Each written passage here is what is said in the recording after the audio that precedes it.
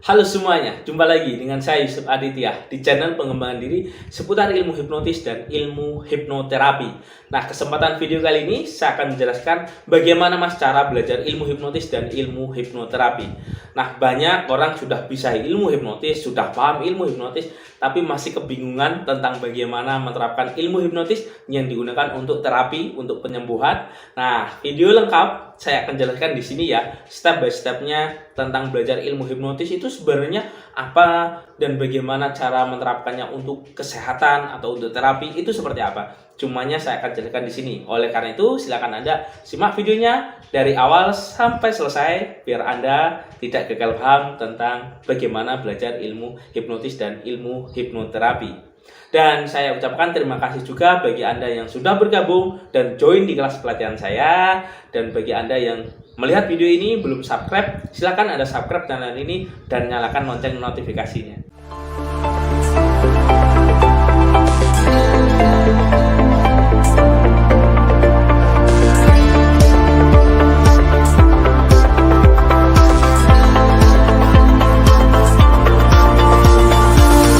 Assalamualaikum warahmatullahi wabarakatuh. Nah, spesial video kali ini saya akan menjelaskan bagaimana cara belajar ilmu hipnotis dan ilmu hipnoterapi.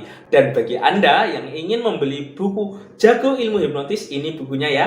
Silahkan Anda hubungi nomor yang ada di video ini. Dan bagi Anda masih kebingungan tentang menerapkan ilmu hipnoterapi, langkah-langkahnya itu seperti apa, step by stepnya itu seperti apa, dan bagaimana agar ketika kita hipnoterapi bisa berhasil dan sugesti itu bisa mempengaruhi kesehatan seseorang, terutama kesehatan secara mental ya. Nah, ilmu hipnotis ini ada yang namanya jenjang tingkatannya. Nah, bagi orang yang sudah bisa ilmu hipnotis itu belum tentu bisa hipnoterapi loh ya. Jadi ilmu hipnoterapi itu keilmuannya lebih dalam lagi, bukan hanya sekedar menidurkan orang, mempengaruhi orang, tapi juga belajar tentang cara psikologi, cara memberikan sugesti yang benar, langkah-langkah tepatnya itu apa, ada semuanya, ada polanya. Jadi bukan hanya sekedar memberikan yang namanya ilmu hipnotis atau asal sugesti, ada step-stepnya dan wajib sampai ke dalam akar permasalahan seseorang. Itu adalah ilmu hipnotis atau ilmu hipnoterapi yang digunakan untuk penyembuhan. Jadi bukan hanya sekedar orang bisa hipnotis tiba-tiba bisa hipnoterapi. Iya, kalau untuk kasus-kasus sederhana memang iya bisa. Tapi kalau untuk kasus-kasus yang lebih dalam lagi, lebih kompleks, nah itu wajib mempelajari yang namanya ilmu lanjutannya, yaitu yang namanya advance hipnoterapi. Jadi ilmu hipnotis yang digunakan untuk terapi, untuk penyembuhan. Di situ ada langkah-langkah tekniknya. Anda tinggal ikuti step by stepnya, maka Anda sudah bisa menguasainya. Tidak perlu yang namanya riset, hal-hal yang jelimet lainnya, karena sudah ada di pelatihan, di advance hipnoterapi. Itu ada langkah-langkahnya, ada step-stepnya. Sudah tinggal mengikuti aturan di situ, maka Anda sudah bisa menerapkan yang namanya hipnoterapi. Berbeda ketika Anda belajar ilmu hipnotis, Anda perlu riset dulu, sugestinya ini efektif apa tidak, bagaimana langkah-langkahnya, bagaimana menerapkannya ke klien seperti ini, itu seperti apa. Nah, di ilmu advance hipnoterapi Anda tidak belajar tentang itu, tapi Anda sudah ada ilmu khususnya yang digunakan untuk memberikan sugesti atau saran ke dalam pikiran bawah sadar seseorang. Nah, itu adalah enaknya belajar di advance hipnoterapi. Nah, bagaimana mas caranya belajar ilmu hipnotis dan advance hipnoterapi? Nah, Anda bisa bergabung di kelas pelatihan saya, 2 kelas sekaligus, yaitu fundamental dan advance ya. Nah, fundamental dan advance ini itu bisa diikuti secara langsung, baik secara privat atau secara online. Nah, di situ saya jelaskan step by stepnya. Jadi ilmu hipnotis itu ilmiah ya. Jadi ilmu hipnotis itu ilmiah, logis, dan bisa dipelajari oleh siapapun. Tinggal Anda mengikuti step by stepnya. Tidak ada doa, tidak ada mantra, atau hal-hal yang jelimet. Jelimet itu maksudnya hal-hal yang sulit gitu loh. Tapi simple, praktis, dan mudah. Nah, ini yang saya tawarkan bagi Anda yang sudah bisa ilmu hipnotis, tapi kok belum bisa tentang hipnoterapi yang efektif, yang manjur. Nah, Anda bisa gabung di kelas pelatihan saya ini, yaitu pelatihan fundamental dan advance hipnoterapi. Maka di situ saya akan jelaskan semuanya tentang total ilmu hipnoterapi itu seperti apa, seluk-beluknya hipnoterapi itu seperti apa, bagaimana cara memberikan sugesti yang efektif, dan sudah terbukti saya terapkan untuk membantu klien-klien saya. Itu nanti semuanya saya jelaskan dan saya ajarkan kepada Anda. Dan bagi Anda yang belum bisa hipnotis, masih awam, Anda bisa gabung di kelas pelatihan ini. Saya akan bimbing Anda dari awal sampai Anda mahir dan bisa menerapkan ke orang lain dan membantu orang lain secara tuntas, secara efektif, dan secara powerful. Ini yang saya tawarkan ya, yang sudah saya buktikan untuk membantu klien-klien saya dalam mengatasi problem masalah mental. Nah, ini adalah ilmu hipnotis dan ilmu hipnoterapi. Nah, bagaimana Mas?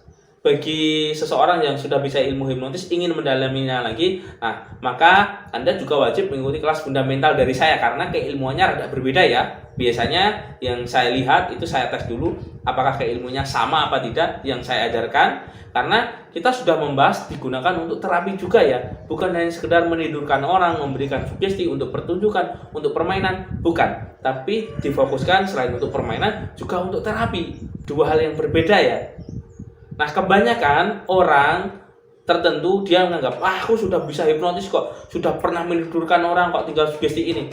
Hey, bukan seperti itu. Apabila Anda mendapatkan kasus-kasus yang jelimet, yang sampai tuntas tentang akar permasalahannya dan permanen, Anda wajib mendalami tentang ilmu hipnoterapi kaitannya memberikan sugesti. Ingat, memberikan sugesti itu sama halnya Anda menginstal program yang bisa mempengaruhi pikiran bawah sadar seseorang dan mempengaruhi kehidupan seseorang. Jadi tidak asal memberikan yang namanya sugesti atau saran-saran yang bahaya ya. Bahaya maksudnya seperti tidak sinkron. Karena saya sering lihat banyak orang ketika melakukan terapi berhenti merokok yang disugestikan seperti ini. Saat ini dan seterusnya, Anda berhenti merokok karena rokok itu rasanya tidak enak, seperti bau kotoran, bla bla bla bla. Ada seperti itu. Nah, itu bukan hipnoterapi.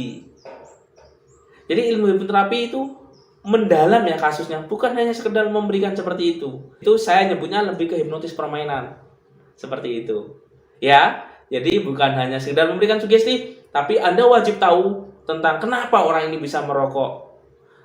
Mengapa? Penyebabnya apa? Jadi sampai tuntas. Baru ketika Anda tahu permasalahannya, baru Anda menerapkan keilmuan. Bagaimana orang ini agar terbebas dari penyakitnya, tentang kebiasaan, tentang emosinya, sehingga orang ini berubah secara kehidupannya, perilakunya. Karena perubahan terjadi di perasaan, pikiran, tindakan, perilaku, dan nasib seseorang. Bayangkan ketika Anda memberikan saran sugesti yang tidak tepat. Misal, saat ini dan seterusnya Anda takut dengan rokok. Anda ketika melihat rokok, baunya tidak enak. Nah, seandainya ini, namanya bawah sadar itu seperti anak kecil ya. Seandainya dia jualan rokok, yang terjadi apa? Ya fobia di rokok. Jadi bukan seperti itu, bukan sederhana itu tentang ilmu hipnoterapi. Tetapi ilmu hipnoterapi ada step-stepnya, ada langkahnya, ada prosesnya.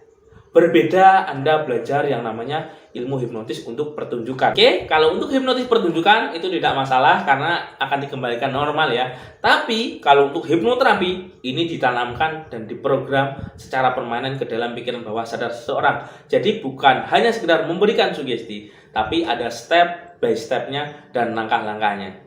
Oke, mungkin ini yang bisa saya sampaikan tentang sekilas ilmu hipnotis dan ilmu hipnoterapi.